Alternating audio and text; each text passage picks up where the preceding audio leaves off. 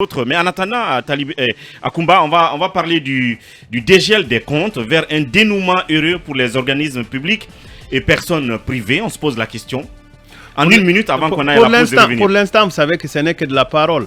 Alors, pour revenir sur les faits, dans le sillage de la prise du pouvoir le 5 septembre 2021, on se rappelle que les comptes des établissements publics et des entreprises mixtes avaient été gelés, voire même les comptes des collectivités. Alors, et de certaines personnalités qui étaient supposées être des barons du régime avaient été gelés. On se rappelle du compte de M. Amadou Damaro qui avait fait actualité ici. Alors, aujourd'hui, le message du Conseil des ministres est qu'il faudra successivement et de manière prudente dégeler ces comptes pour permettre aux établissements et aux structures concernées de mieux fonctionner. Mais une fois encore, ce n'est qu'une déclaration de vœux. Et on sait que certaines collectivités se sont purement et simplement arrêtées dans leur investissement dans les infrastructures. Certains établissements ont fonctionné sans pour autant avoir l'honneur de la guerre, c'est-à-dire l'argent pour pouvoir travailler, effectuer correctement leur mission. Et d'autres sociétés mixtes aussi en ont été ébranlées dans leurs perspectives, soit d'investissement pour extension ou soit de performance dans la mobilisation des recettes. Et aujourd'hui, il est question donc de dégeler ces comptes-là, mais de manière très prudente, comme l'a dit le Conseil des ministres, pour qu'on évite le fait qui est le plus usité par certaines Guinéennes, qui est la corruption, le détournement des deniers publics. Voilà, et sans doute on va revenir là-dessus après la pause pour que chacun se prononce dessus. Mais en attendant, il faut rappeler que le Premier ministre a dit que dans le cadre de la moralisation de la gestion des finances publiques entreprise par le CNRD, plusieurs comptes appartenant donc à des organismes publics et des personnes privées avaient été gelés à l'époque. Akumba l'a dit. Il a invité par ce fait le gouvernement à tout mettre en œuvre pour le dégel de ces comptes au plus tard la semaine à venir. Pour des personnes notamment qui ne font pas l'objet de poursuites judiciaires, faut-il donc féliciter et apprécier cette décision, d'autant plus que ceux dont les comptes sont fermés pratiquement sont à bout de souffle aujourd'hui. Et on revient là-dessus après la pause et nous parlerons bien entendu de la manif du FNDC et de ces cas de mort annoncés, mais aussi beaucoup de dégâts matériels sur le terrain. Le dernier sujet du tour de chauffe, nous restons là-dessus, c'était très attendu, on l'a dit tantôt, les comptes des personnes physiques et privées qui ont été gelés, notamment le 10 septembre 2021, pourraient être dégelés, en tout cas pour ceux qui ne font plus l'objet de poursuites et bien entendu des organismes publics aussi dont les comptes sont gelés.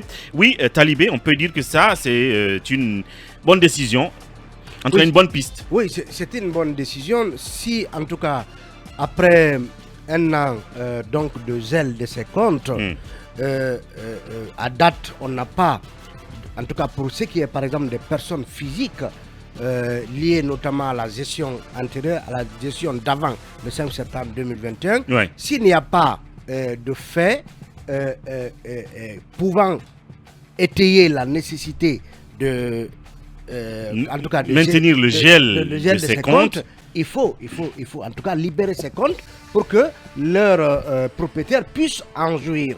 Parce que dans le compte rendu du Conseil des ministres, il est justement tenu question, il est tenu compte, je voulais dire, de ceux à qui on n'a rien à reprocher et contre qui il n'y a pas de poursuite judiciaire à date.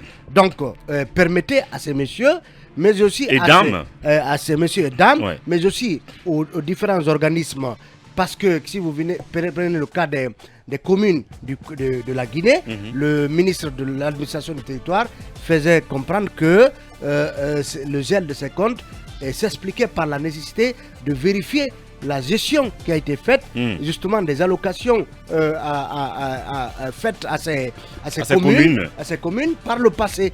Donc si à date il y a une situation plus ou moins exhaustive des cas, et devant faire l'objet de contrôle et de vérification, il faut libérer ceux contre qui on n'a absolument rien pour leur permettre d'utiliser leurs avoirs qu'ils ont dans leur compte. Parce que tout cela aussi est un facteur qui peut expliquer plus ou moins le marasme économique que nous connaissons. Absolument. Parce que si des entreprises ont des fonds, ont des moyens dans leur compte, mais ne peuvent pas les utiliser. Et si même ces personnalités, je m'excuse, utilisent leurs fonds, ça participe un peu à l'économie. Je veux dire, les gens ont leur argent, c'est fermé, ils n'ont pas accès. Et Dieu seul sait comment certains se sont débrouillés jusque-là. pour prendre soin de leur famille, Absolument. envoyer les enfants à l'école et tout le reste. Et entre-temps, Mamadouri, si jamais quelqu'un dont le compte a été dégelé, des preuves étaient trouvées contre lui, Oui. bien évidemment, la justice peut toujours se mettre en action et une décision de gel à nouveau peut survenir à nouveau. Donc, mais depuis un an que cela dure, il faut essayer quand même de rendre justice, et une justice en tout cas qui consisterait à permettre à ces messieurs d'avoir accès à leurs comptes et d'en faire usage, parce que ils sont censés n'avoir pas, en tout cas détourné, ils sont censés ne s'être pas enrichis illicitement, et donc permettez-leur d'avoir accès à leurs comptes. Effectivement, et cela a commencé depuis précisément le 10 septembre 2021 où la Banque centrale donc a pris cet acte à l'endroit des différentes banques primaires du pays pour le gel donc de ces comptes-là. Mohamed Kaba, on peut dire que cela n'avait que trop duré. Un an après. Oui, cela n'avait que trop duré. Vous savez, Ouri, la précision elle est extrêmement importante.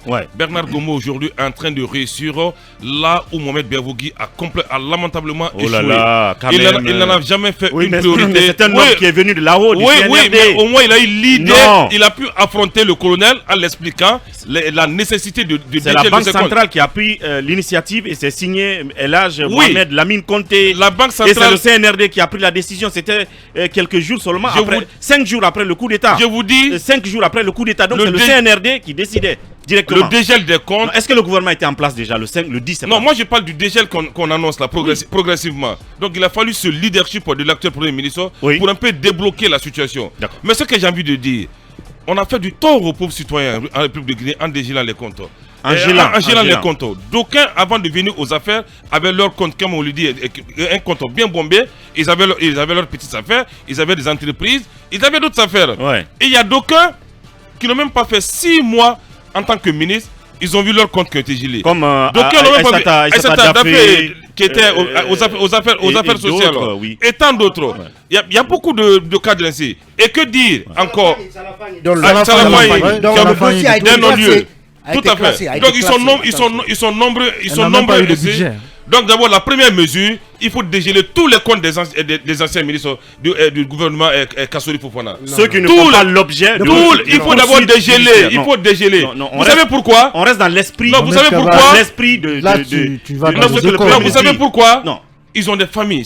Il faut mettre le côté humanitaire en avant. Si vous pouvez faire un dégel partiel des comptes pour au moins subvenir à leurs besoins. Oui, mais des enfants qui doivent étudier. Sans t'interrompre, toi-même, tu avais dit ici qu'il avait été convenu qu'il y ait, en tout cas, qu'on leur donne la possibilité de décausser le minimum leur permettant le minimum vital leur permettant d'entretenir leur famille. Est-ce que cette mesure est en vigueur? Est-ce que depuis un an elle s'applique? Elle n'est pas en vigueur. Questions à se poser. Elle n'est pas du tout en vigueur. Donc c'est une très bonne initiative. On espère qu'elle sera effective dès la semaine prochaine. Que dire des EPA aujourd'hui qui ne fonctionnent nullement pas? Donc il faut encourager cette décision de Gomu. Non, il faut l'encourager. Et c'est une décision salutaire. C'est une décision qui fait bon au cœur des femmes aujourd'hui. Pourvu qu'elle soit matérialisée. Elle sera matérialisée au bout d'une semaine. La semaine prochaine. On sera là pour regarder. Elle sera matérialisée. C'est la joie aujourd'hui dans ces familles. Donc moi aujourd'hui en attendant les bénéficiaires. Non, les bénéficiaires, la liste en temps normal, elle sera officielle dans 48 heures. C'est ce qu'on m'apprend. C'est combien de personnes sur la liste? Non, je ne connais pas, mais on m'apprend que dans 48 heures, la liste sera officielle. Moi, Mamadou Diambalde là-dessus. Je ne peux que saluer cette mesure parce que ces familles, ces hommes les tout puissants du pays, trimés maintenant comme les gagnes petits que nous sommes. Donc, il y en a même...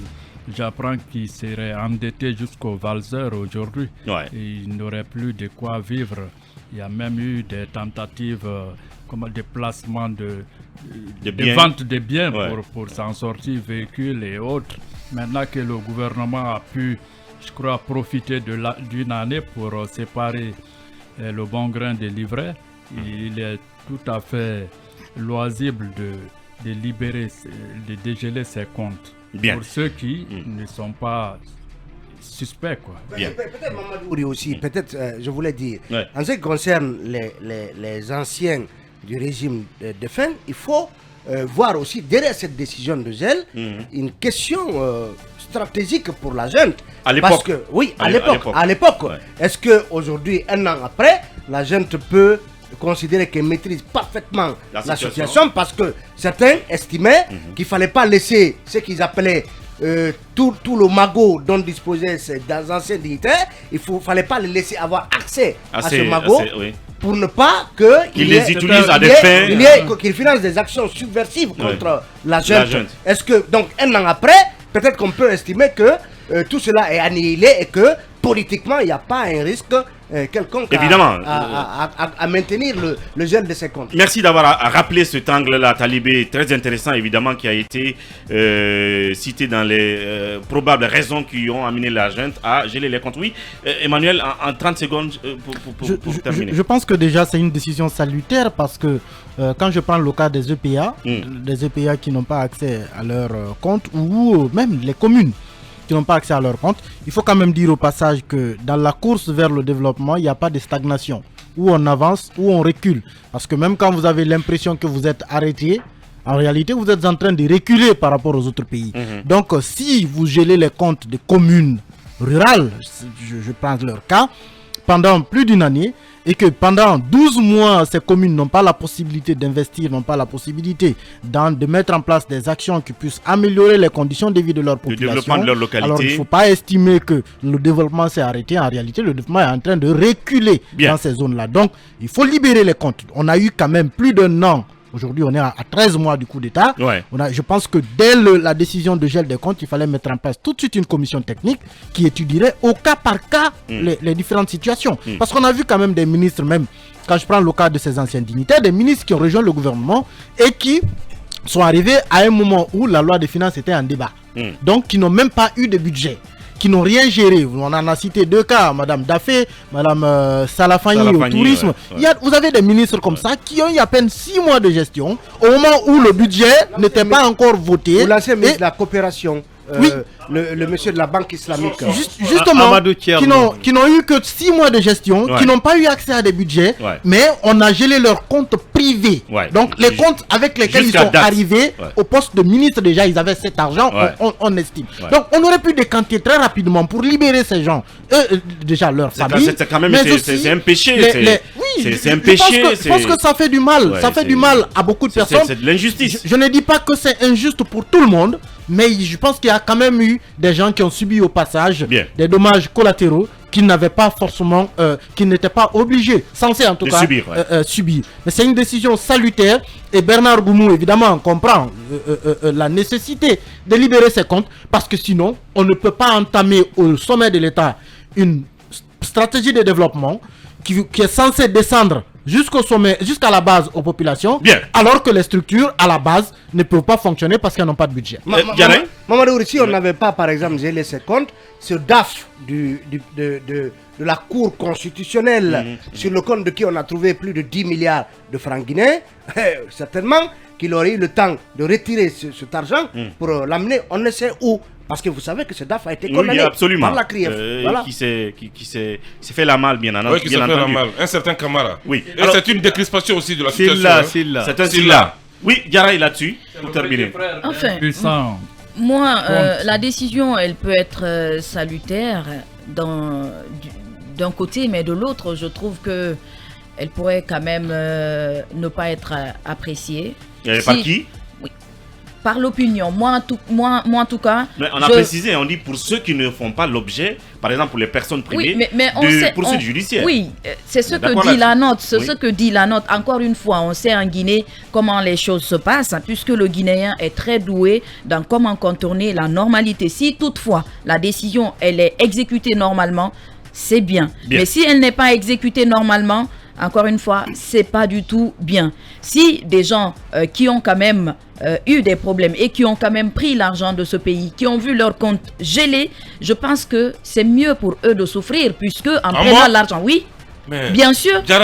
Mais bien sûr, un caillou à la place du cœur. Mais bien sûr, les familles traînent quand vous dites qu'ils ont pris. Quelqu'un qui a pris l'argent, de ce pays-là, alors qu'il y a des familles, ils sont présumés qui ne trouvent même pas de quoi se nourrir. C'est normal parce qu'il y a des gens qui avaient souffert. Aujourd'hui, toi, tu as une pierre à la place du cœur. C'est grave ça. Hier, toi, tu as refusé une indemnisation des éleveurs victimes de la grippe aviaire. C'est pas lié, non. Les agriculteurs qui veulent prendre un ministre en otage, il faut les mater. On va laisser Garay. Les mater. Oui. Promoteur de la violence. Non, pas de la violence. La répression. Ils s'en ont pris à un ministre de la République, c'est l'agriculteur. On revient sur voilà. Encore une fois, si Mohamed Kaba estime que quand les gens là qui ont vu leur compte ou les organismes qui ont vu leur compte dégelé pour des faits présumés de détournement de deniers publics prenaient l'argent de ce pays là, je t'apprends que pendant ce temps il y avait des populations à la base qui ne trouvaient même pas à manger 3 fois par jour. Bien. Et c'est l'argent de ces contribuables là qui était dilapidé, qui était pris pour aller on fait un faux procès. Voilà la colère noire de Garay Girassi qui est un peu dubitative. En tout cas, une semaine, il se la donne, je parle de Goumou, pour que ces comptes-là soient dégelés pour des personnes privées et physiques donc, qui ne font pas l'objet de poursuites et des organismes qui n'ont pas de situation compromettante non plus dans la gestion de leurs biens. Un petit mot à rajouter, Akoumba, je vous vois agiter le doigt. Oui. J'aime bien Mohamed Kaba, vous savez. moi, ce que je peux dire, c'est que comme l'a dit Garay, celui qui a pris le courage de voler l'argent de l'État pour que l'État ne puisse pas rendre les services de santé aux petits enfants de Yomou, qu'ils meurent de faim, ça ne me dirait absolument rien. Bien.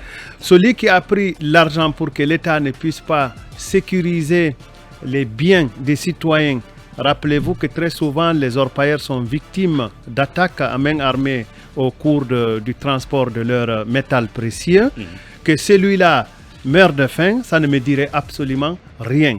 Celui qui a pris le courage de prendre l'argent de l'État pour que certainement nos routes soient ce qu'elles sont actuellement, que celui-ci meurt de faim, ça ne me dirait absolument rien parce que pour moi, c'est juste une justice rendue. Maintenant, qu'on dégèle ces comptes, je suis d'accord qu'on les dégèle, mais je suis aussi d'accord, en partie avec Mohamed Kaba, la méthode Goumou, qu'on fasse le dégel au cas par cas pour éviter quand même. Pour moi, ce n'est pas le fait que des gens soient capables d'organiser des activités subversives qui me préoccupent, mais qu'on ne laisse pas quand même le coupable pouvoir transférer son argent, en quelque sorte le blanchir. Bien. Pour mener d'autres activités. Et je pense qu'en cela, beaucoup de Guinéens sont des malades qui s'ignorent. Bien. Et c'est pour cela que Goumou a dit, justement, ceux qui ne font l'objet d'aucune poursuite, on verra bien ce qui va arriver. Le temps pour nous de barber.